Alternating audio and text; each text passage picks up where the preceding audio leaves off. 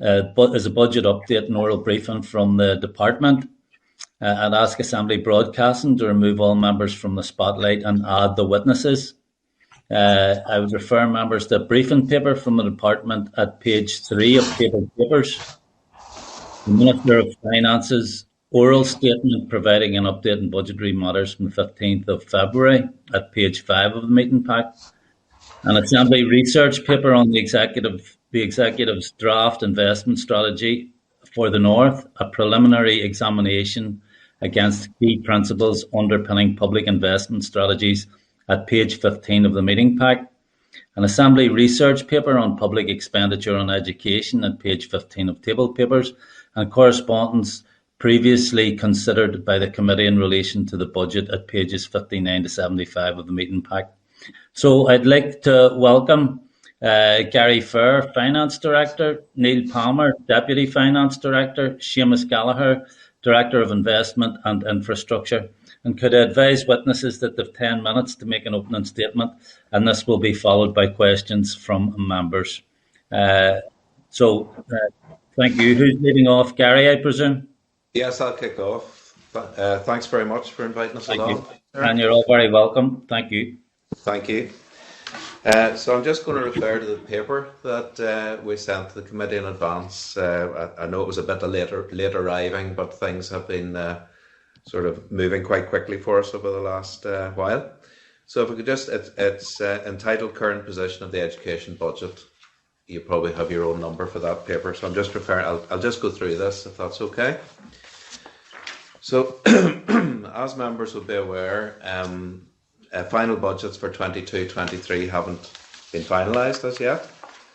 However, I suppose our stance is that without significant additional funding, the budget position for this department is likely to be extremely challenging.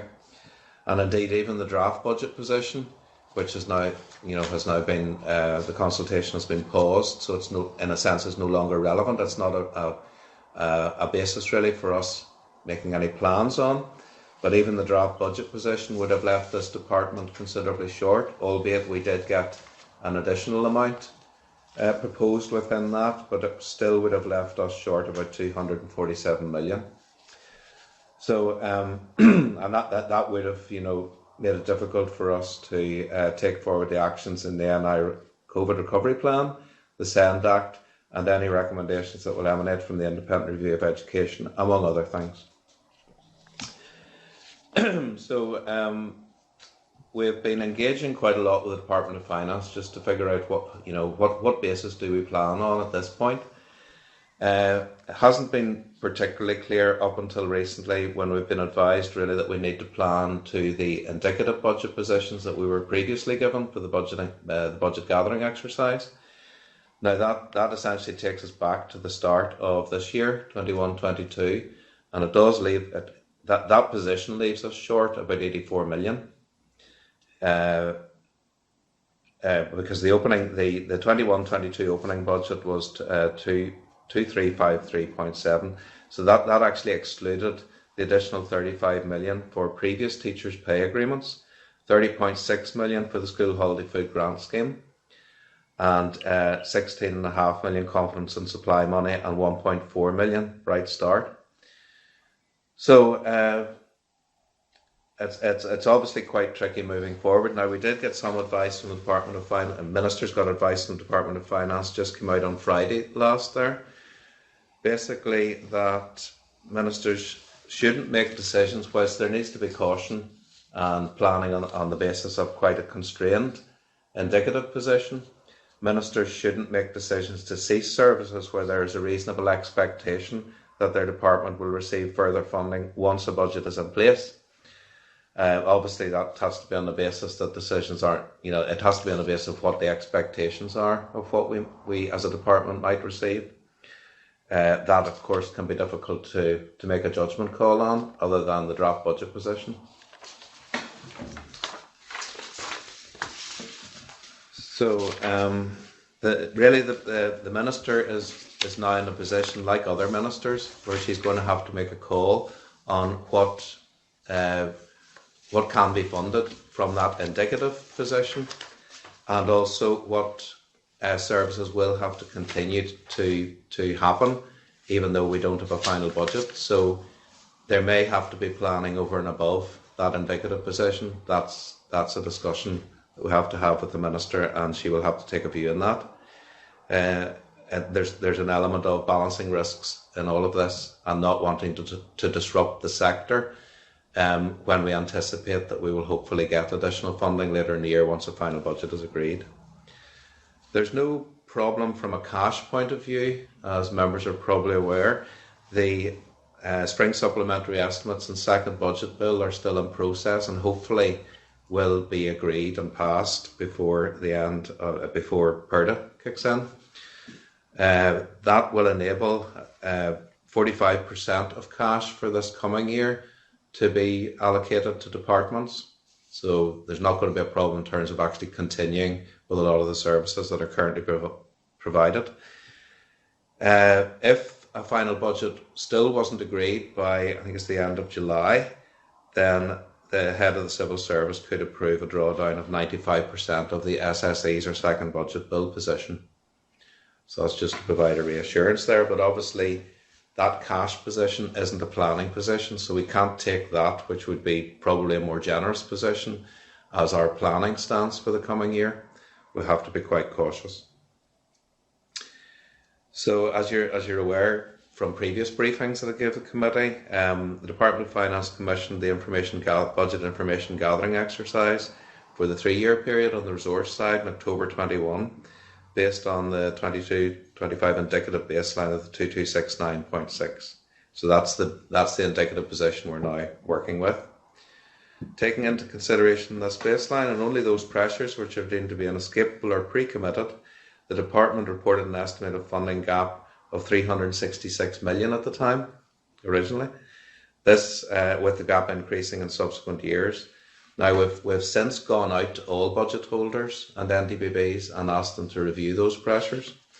So you'll see from table 1 that the pressures in total for next year have risen to 409 million. So quite a significant number of inescapable pre-committed pressures there that, you know, without sufficient budget cover, difficult decisions have to be made. So I'll not go there. We've broken those pressures down onto the 3 headings again of general pressures, and there's a detailed annex that includes a breakdown of those COVID-19 related pressures that we anticipate will continue to be seen in this coming year, and then new decade, new approach pressures.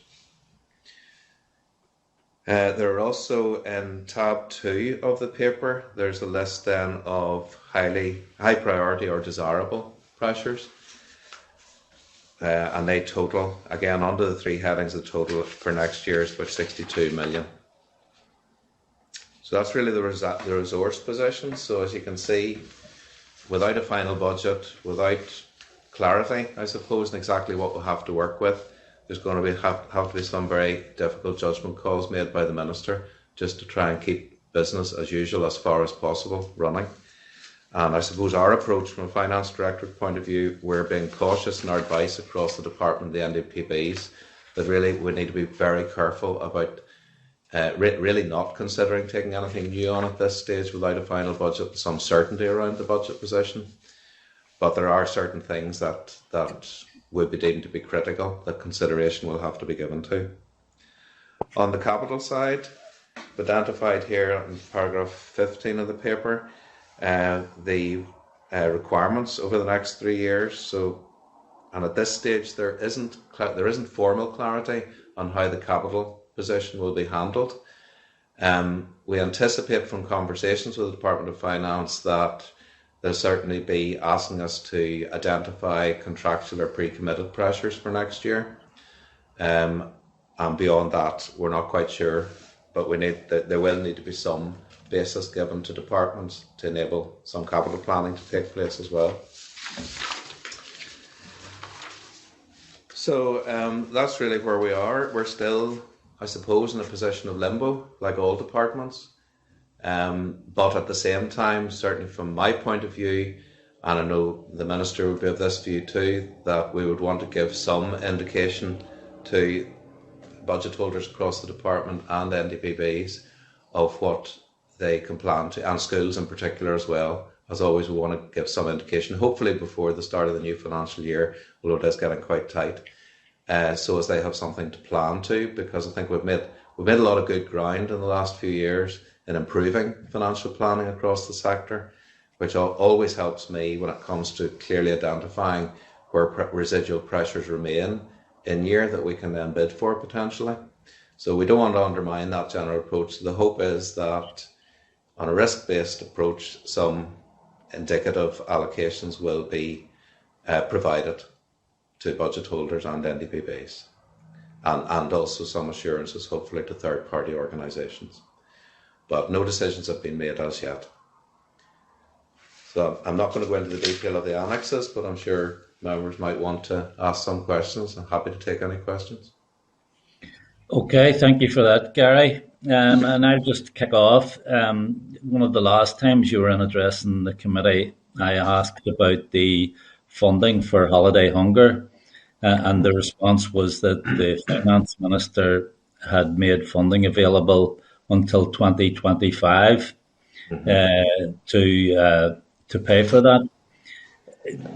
Now, I sent a written question into the Minister within the last week or so, and the response I got was that is not now the case, that funding won't be available, that there will be a cliff edge after Easter. Can you confirm that? Yes, when I last provided a briefing to the committee, it was based on the draft budget position that was out for consultation. But unfortunately, that's the draft budget. We don't have that really now to refer to. The draft budget position had allocated 22 million for next year, and I think for the following 3 years. So we did have some guarantee at that point. That's whilst we anticipate that a new executive will probably still be supportive of that. Obviously, it depends on the raft of decisions that will have to be made and how the money coming to the Northern Ireland Bloc will be allocated in any final budget. But no, there's no certainty around that. Now, there's about 2.8 million. The executive has the element that the previous executive had agreed to was included the Easter payment of 2.8 million. So again, that's something that will be in the mix for the Minister's consideration to try and potentially continue to fund that for this school year at least. But there's no guarantee beyond that at this stage. So let me just sum that up then. So the outworking of the DUP's decision to walk away from the executive means that children who are entitled to free school meals and up until Easter their parents would receive payment for meals during school holidays will now no longer get that funding. And this comes on the top of a cost of living crisis, raising fuel prices, raising food prices, and so on. And these are families really at the very bottom of the pile, and they're the ones who are going to be hit hardest. Tell me, Gary, did the Minister have any discussion with officials about this? Did she express any regret? Has she spoken about these families who are going to be left maybe not having money to put food on the table for their children when they're off school? Thanks. Well, I don't want to comment on the DUP's decision. That's in the political realm. But I know that the Minister would obviously be concerned about the raft of pressures right across the department. And I suppose we have to keep in mind the recent advice in the Department of Finance, that where we anticipate getting funding for certain things, that we should be planning on the basis of, in the hope of getting that, and then in anticipation of getting it. So certainly some decisions at this stage may have to be a bit short term, pending a final budget being agreed. But I suppose that we would anticipate that the executive will still be supportive of this particular initiative, and certainly it will be up to our Minister to decide whether or not to fund the Easter payment. And I anticipate that she may well be favourable to that. But it's not none of the ministers are in an easy position at the moment because there's not firm budgets, but decisions will still be made to try and avoid that kind of frontline impact on families that are and children and young people that are facing But difficulties. are you suggesting, Gary, that there may even be some doubt around the funding for the Easter holidays? I'm saying it will have to form part of the minister's decisions moving forward at this point, and hopefully those decisions will be made quite quickly. Hopefully in advance of the new financial year. Obviously, that really only gives us next week, if I've got my dates correct, roughly.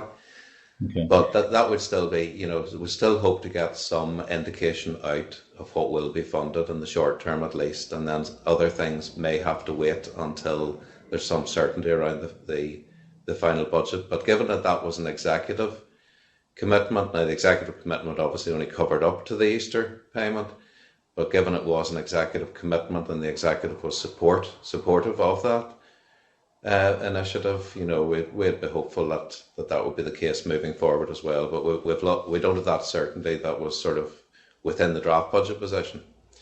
But again, I would emphasise from the minister's point of view, she had concerns about the draft budget position because it did still leave this department very short in terms of funding an awful lot of our inescapable pressures. So I suppose it will be up to a new executive to thrash out a lot of those issues. Okay, thanks for that, Gary. And just sort of finally, I mean, the biggest issue facing people out there at the moment is the cost of living crisis. And I'm just wondering what discussions the minister has had with officials as to how she might be able to alleviate some of the problems that are facing hard-pressed families and workers. So has there been any talk about uniform grants, about extending free school meals, or any other issues that might help families and workers in this cost of living crisis? Thanks. I think it's in many ways it's a developing issue, I suppose, for right across the public sector and right across society at the moment. The minister did allocate, I think I advised the committee at the last session that the minister did allocate an extra 5 million to schools this year to help alleviate some of that pressure. That has now gone out. And it's just going to be a bit of a live issue. It'll be part of the discussion, and to some extent we will, from an education sector point of view, we're going to have to keep under review what that pressure will look like across the sector, and probably bid for resources in year, because it'd be difficult to assess exactly what the financial impact will be at this point in time. Yeah, and that's fair enough, Gary. But I suppose what I'm asking is, what's the minister currently doing about this issue? Well, it's part of her thinking and the discussions we're having with her in terms of what indicative allocations can go out at this stage. But I think in terms of the rising cost of living increases, that's something that all departments, I imagine, will have to just keep under review as the year proceeds. Yeah, Gary, sorry to cut across you, Gary, and I understand all departments will have their own responsibilities. Mm-hmm. We're here to hold the Minister for Education to account. I want to know what she is doing about this cost of living crisis and what she is going to do to help parents and children deal with that cost of living crisis. And that's what I'm asking you about, what she is doing. Well, she, like other ministers, is having to figure out what she can fund out of an extremely tight baseline. Even with the draft budget position, which obviously is no longer the planning position, that was extremely tight. So, I mean, there's challenges for her and every other minister in determining how to divvy that out. So I think, to be honest, the cost of living crisis, there probably will have to be a more central approach taken to this, because it's not just impacting the education sector, it will impact right across society. It's not an issue that she's ignoring. She obviously is very concerned about the impact it'll have on children and young people and families, and it's an issue we will keep in live conversation with her as more information becomes available. Okay, thanks for that. And we look forward to actually seeing what she's doing. So I'll bring other members in. Evan, I can't see who else is here. Could you give me some advice? Yes, Chair, we've got Nicola Brogan, Harry Harvey, Robbie Butler, and Justin McNulty, MNAs on the call. Okay, I'll bring Robbie in at this point. Robbie, have you any questions?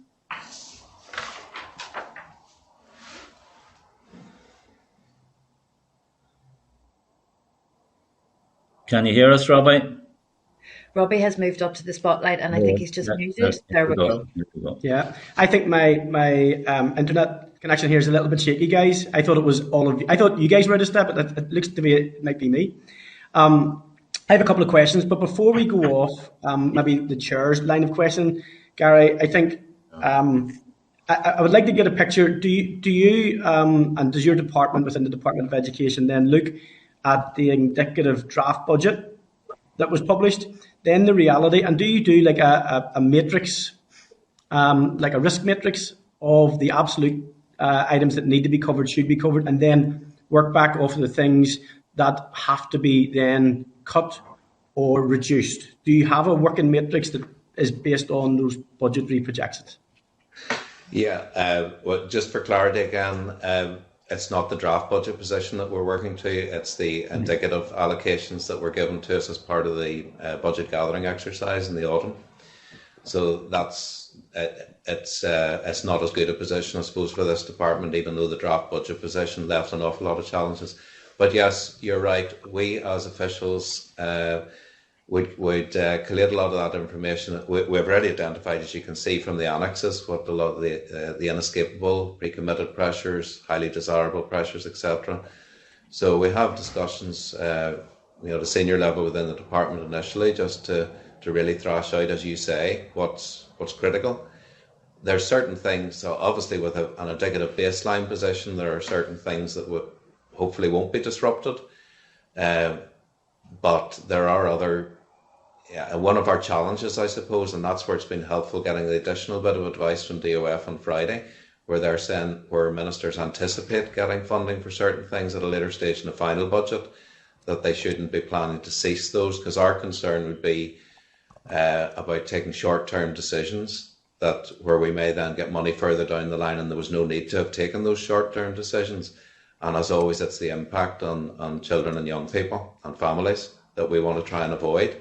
So yeah, that's very much part of our strategy, if you like. And then we present options to the minister and engage with the minister. And then the minister ultimately takes the decisions. Okay, and was there any indication then with regard to what that amount might be in future funding opportunities?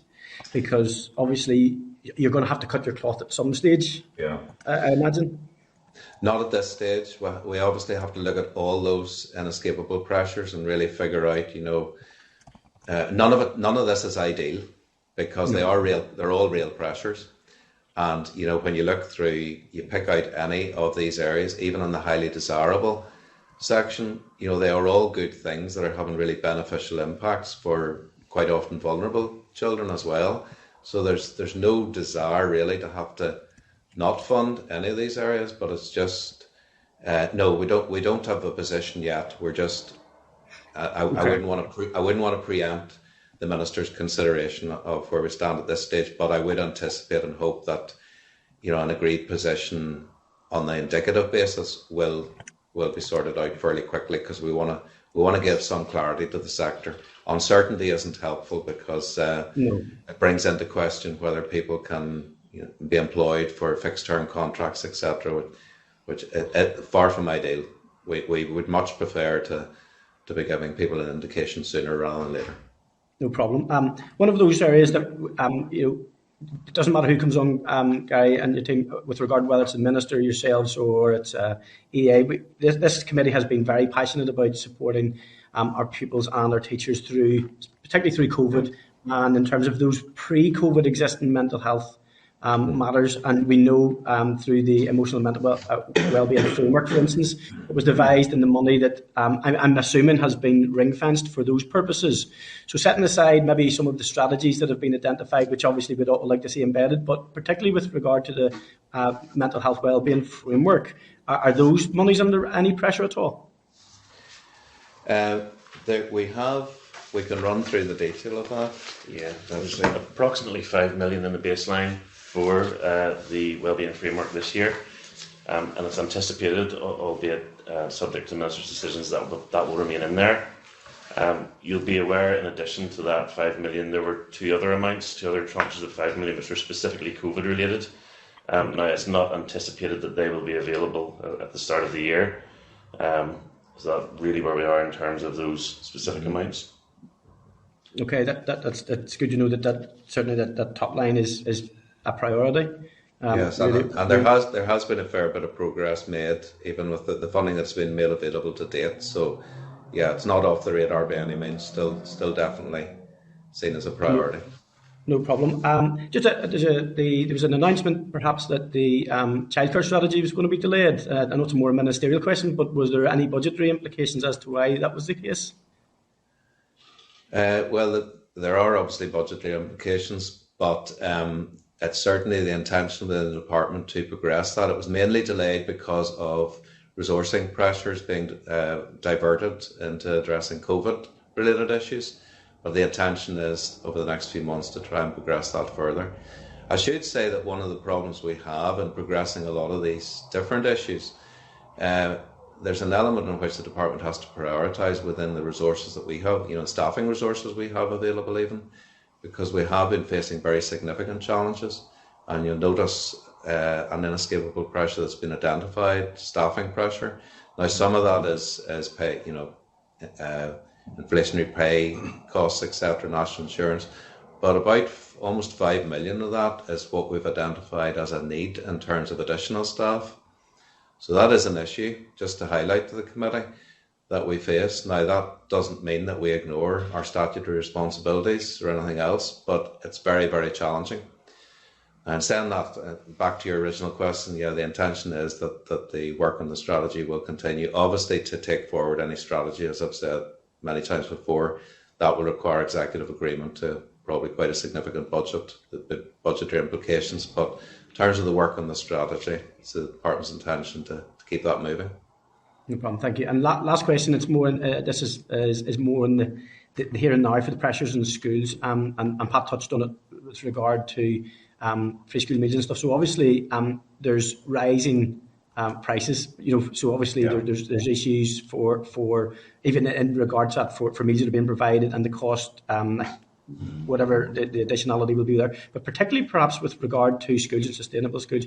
And we did ask this question before with regard to fuel, oil, gas, heat, and that type of stuff. And I think the indication was that there would be it wouldn't be an additional pressure on schools. And if that's the case, how has that been addressed? And how are school principals and boards of governors, for instance, getting that assurance that they can continue to heat their schools and not have to turn the thermostats down?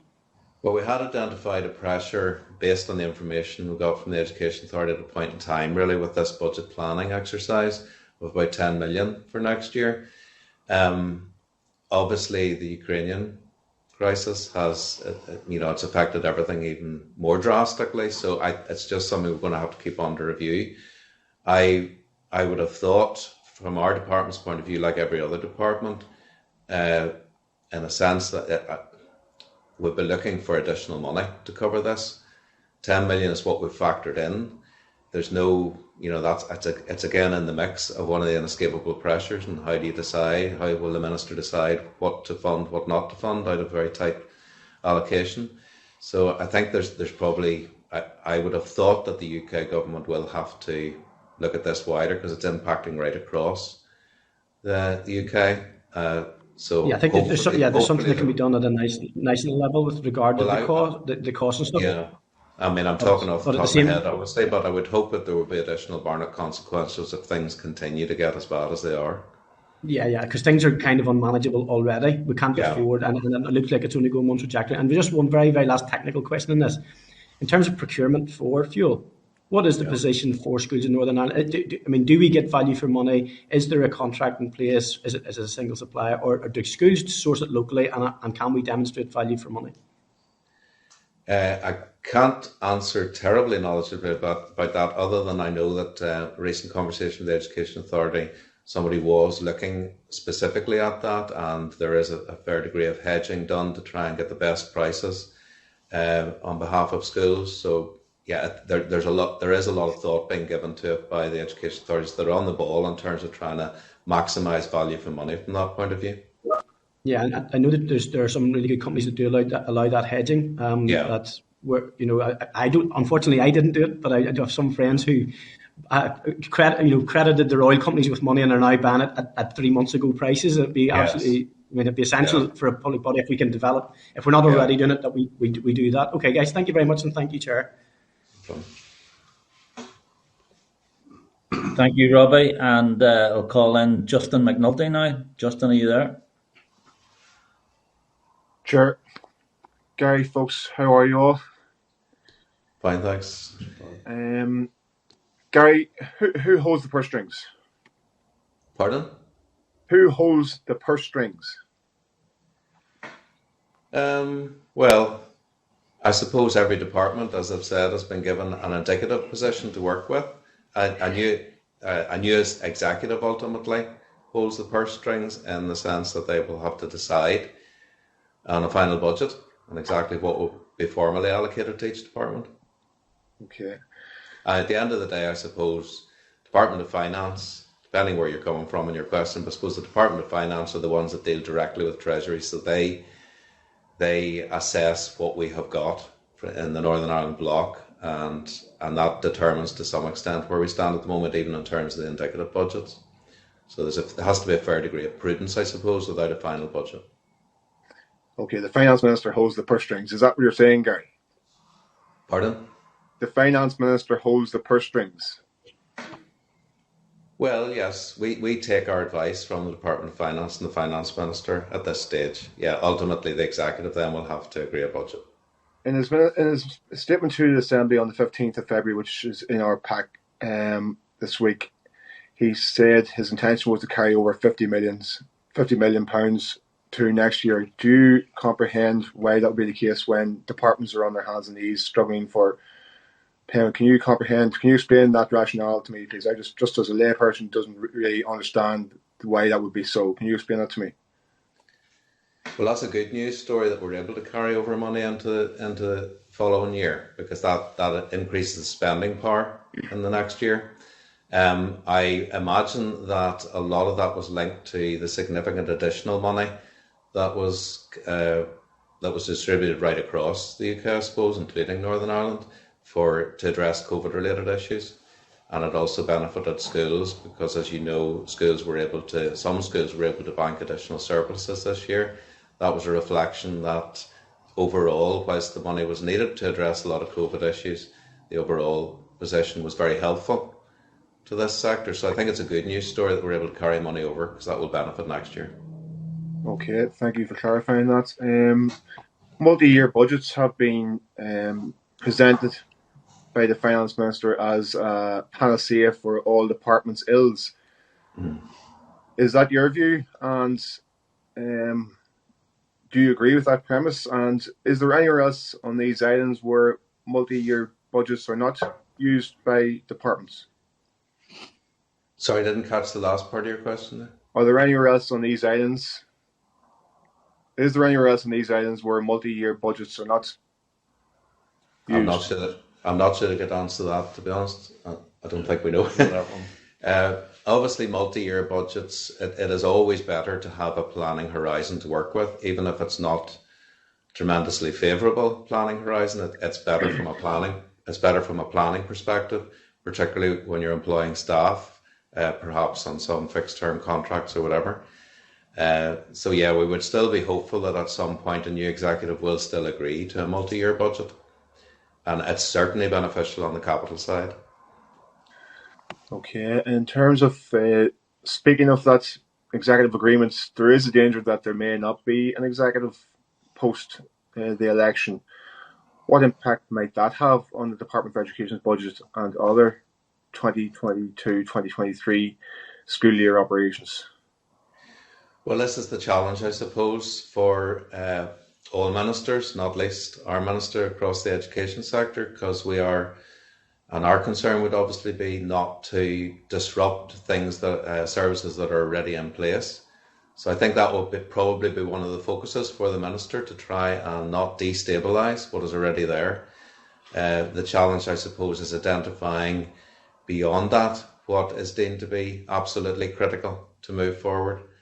So it's really, they are challenged. And even with the draft budget position, albeit the draft budget position has now been paused, but even with it, there would still have been very significant challenges for the minister to make in that respect.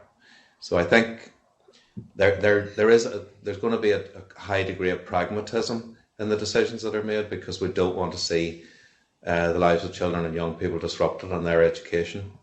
So that will continue to be the focus. Absolutely, Gary. How might capital funding projects be affected in that scenario?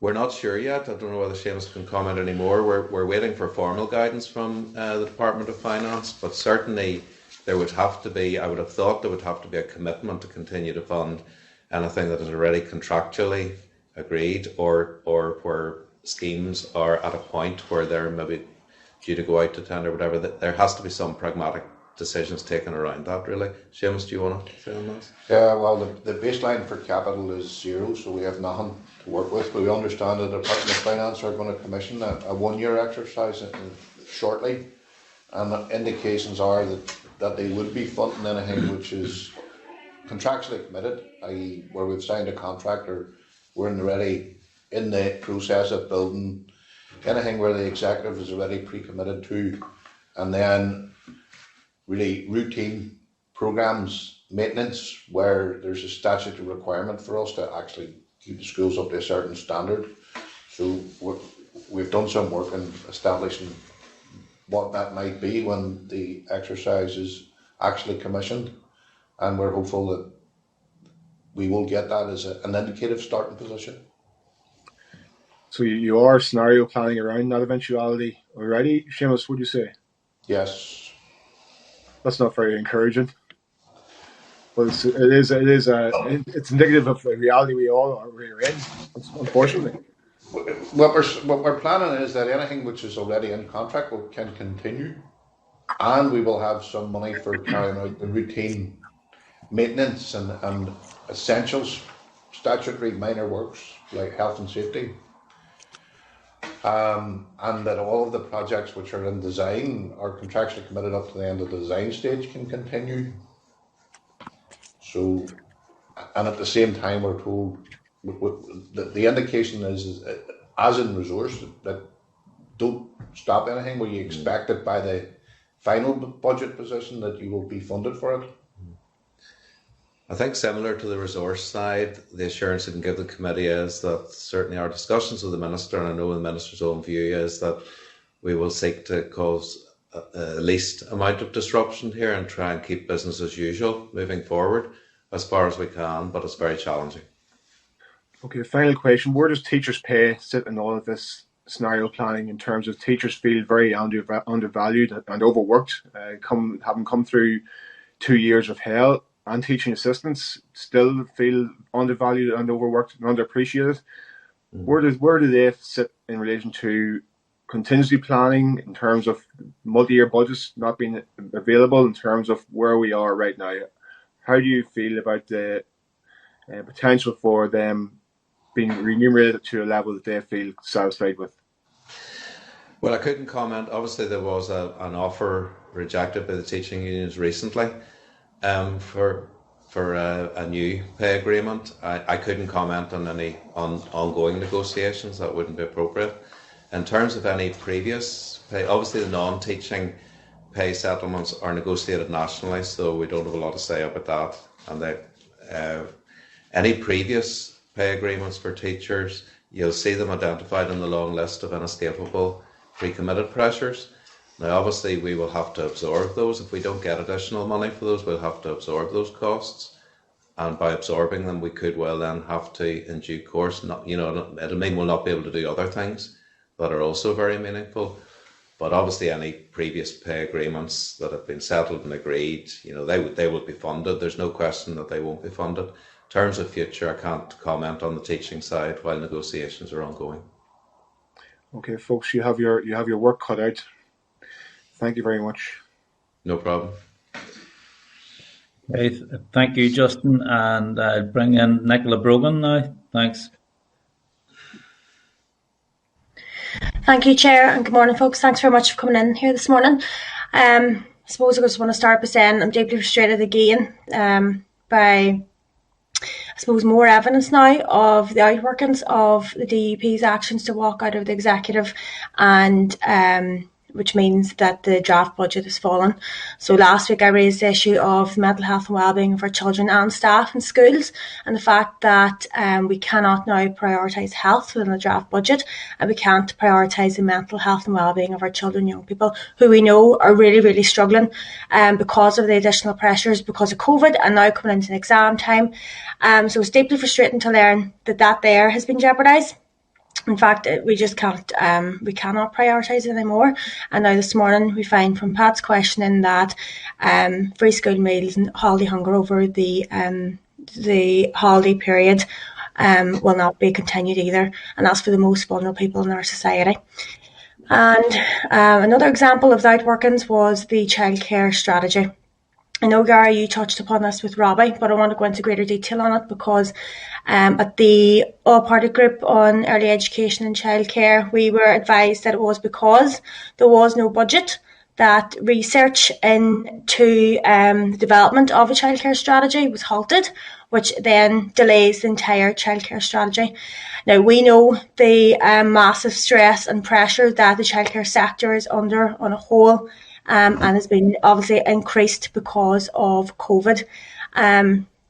So I want to know if you can confirm that it is the case that it was because of having no draft budget that the review of current childcare services has been delayed and the commissioning of research into the development of the childcare strategy has been delayed. Sorry. The main reason up until this point really has been the diversion of staff time into other areas related to COVID.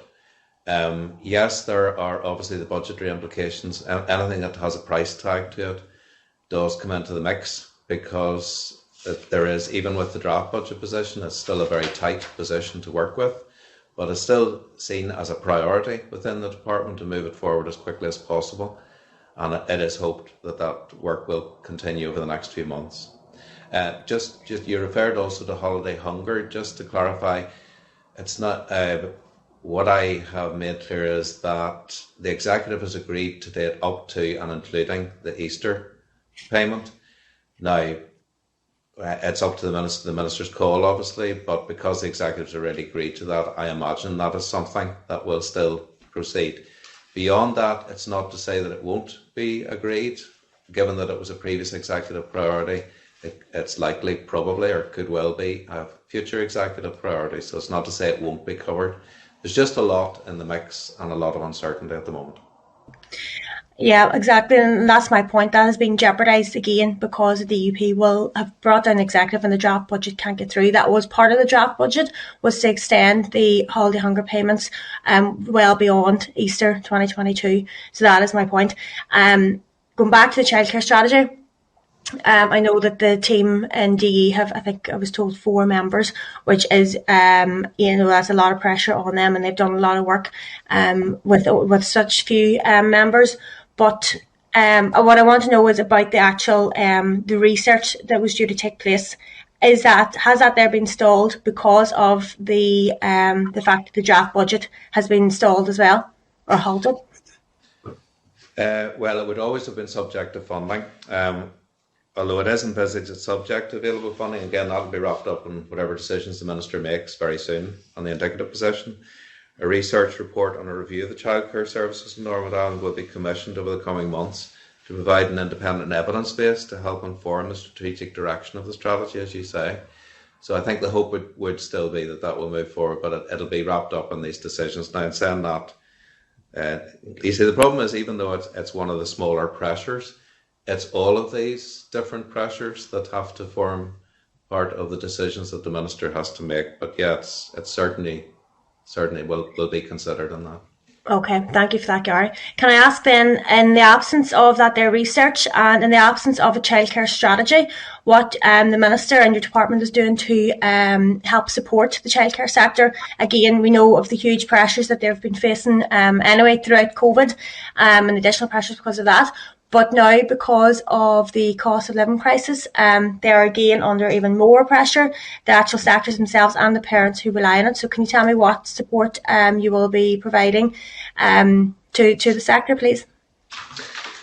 That will again be part of the ongoing discussions that we have as we see some of the pressures actually being quantified better, because I think it is a bit of a developing picture at the moment in terms of the cost of living crisis. So that it'll certainly form part of the discussions that we have with the Minister, and I know the Minister will continue to be focused on seeking to help childcare sector as far as possible. Again, it's just the trade-offs between what do you fund, what do you not fund within a very tight position.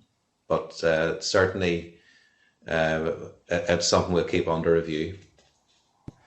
Yeah, well, I know at the moment the Childcare Sustainability Fund and the Temporary Closure Fund are both due to end at the end of this month, which doesn't give childcare sector or the providers any security at all. Again, in a matter of 15, 16 days, they are in limbo again. So I think that's something that should be looked at swiftly and to provide them some kind of clarity and security.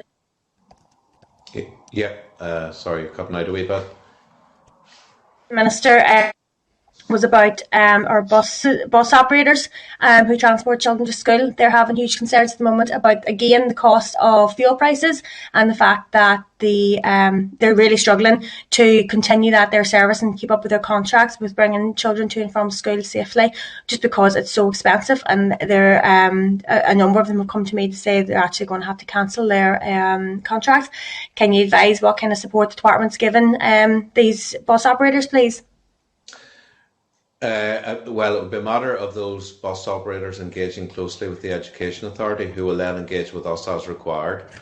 And because we will be continuing to engage with the Education Authority over the coming months and asking them to clarify what some of these pressures actually are. So it's an ongoing discussion that it's not being ignored by any means. It's completely recognised as an issue. Has the Education Authority raised it with you yet? As part of the general discussions we have, but as I say, it's a developing position at the moment, and from our point of view, we need as much clarity on costs.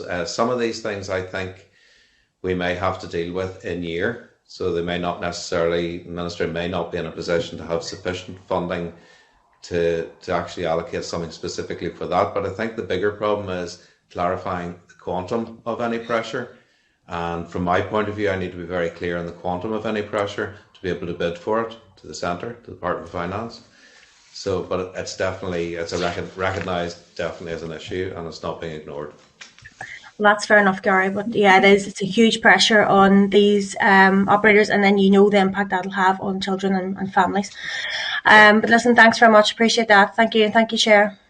No problem. Okay, thanks, Nicola. And I'm going to call in Robin Newton. Apologies, Robin. I didn't realise until now you were on the call.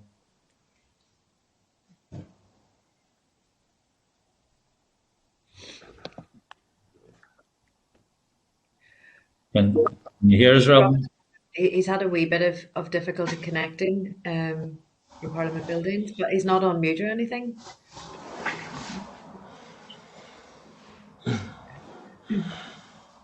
Robin? Something happening in the background there. Okay, well, just while we're waiting on Robin coming in, Gary, just in regard to the Education Welfare Officers strike, where do things stand in relation to that at the minute? I don't think I have any detail on that, to be honest. It's an ongoing issue that the Education Authority is dealing with. I don't think I could comment any further. Is there any chance of getting the committee some information on it? We'll certainly engage with the Education Authority, get something over to you. Yeah, no problem. Okay, thanks a lot. I don't think we're going to get Robin Avine, are we? I'm afraid No. he's dropped off the call, Chair. Okay, and Harry's having difficulties as well. So, anyway, Gary, Seamus, Neil, thanks very much for coming in this morning and giving your evidence. Thank you. No problem. Thanks for having us. All right. You're welcome. Thanks, everybody. Okay. And could I ask Assembly Broadcasting to remove the witnesses and add all the members back into the spotlight and keep them there until the end of the meeting? Could I ask the clerk to summarise any actions? Chair, given the timing, what we can do really is reflect the end of mandate budgetary position in the committee's legacy report. There's obviously a lot of uncertainty at the moment, and there will, I think we can also reflect the priorities that the committee has pushed for throughout the mandate, such as holiday hunger and childcare strategy. So that's really what I would propose that we do with the content of that briefing.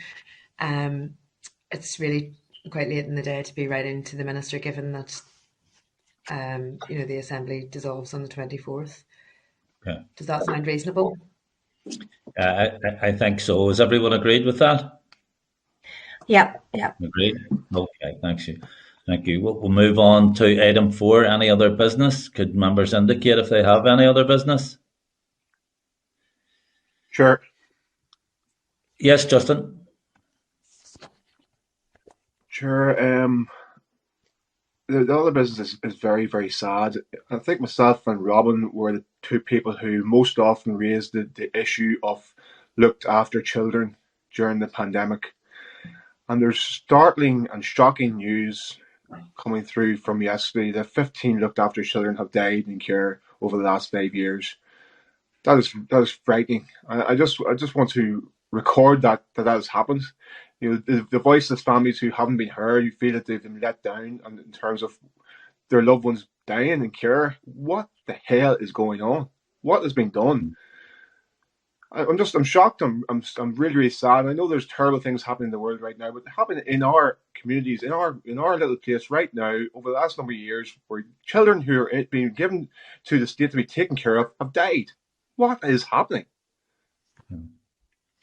Yeah, no, I agree with you. That's absolutely shocking statistics that 15 children have died over the last 5 years while in care, when they're under the care and protection of the state. So, you've made your point, and I'm sure the clerk will reflect it in some way in the minutes. Is there anything else you want to add to that? Can we write to the Minister of Education, and can we write to the Minister for the Department of Health and ask them for some sort of explanation on this? This is shockingly sad to hear. Yeah. God help those families. Yeah, absolutely. Well, we can do that. We can ask the clerk to write. The difficulty is the Assembly winds up on the 24th, but we could ask for a response as a matter of urgency to write to both ministers. So if that's satisfactory for you? As a minimum, Chair, thank you. Yeah. Okay, no problem. Anyone else with any other business? No. Just, Avine, I don't know whether you caught that. Justin would like the committee to write to the Minister as a matter of urgency to raise this issue of 15 children having died in care over the last 5 years. And he's suggesting we write to the Minister, the Education Minister, excuse me, and the Health Minister for some sort of explanation as to why this is happening. Thank you very much, Chair. I'm sorry I got a call there from the business office. Yes, I'll email the committee about this because we have actually just lost quorum for agreeing actions. So yes, I will put that in an email and let members agree to the action by correspondence, Chair, and we'll get a letter off to both the Minister of Education and the Minister for Health as soon as we can. Okay, thanks for that. And final item on today's business is date and time of next formal meeting, which will be tomorrow, the 16th of March at 9 a.m. via Starleaf. So I'm going to adjourn the meeting now. The meeting is adjourned. Thank you, Thank you, Chair. Evelyn. Thank you, members. Bye. Bye. Bye.